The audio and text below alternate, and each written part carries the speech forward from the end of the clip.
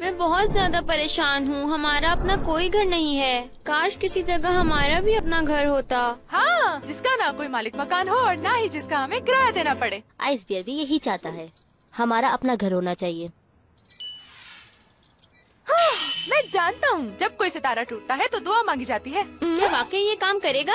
हाँ, मैंने ये सब कार्टून्स में देखा है। जरा सोचो कितना मजा आएगा जब हमारी पूरी हो जाएगी ये ख्वाहिश। ऐ सितारों मैं सफर करता हूँ दूर का, दिन भर देखता हूँ मैं ख्वाब अपने घर का। जहाँ रह सकते हो हम अपने दोस्तों के संग, जहाँ खेल सकते हो हम दोस्तों के संग। आओ ढूंढे अपना नया घर, आओ ढूंढे नया घर,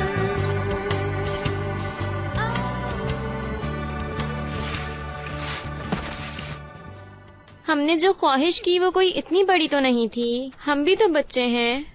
तुम उदास नहीं हो पांडा, हमारी ये ख्वाहिश जरूर पूरी होगी। देखना, मुझे यकीन है ये सितारे हमारी बात जरूर सुनेंगे।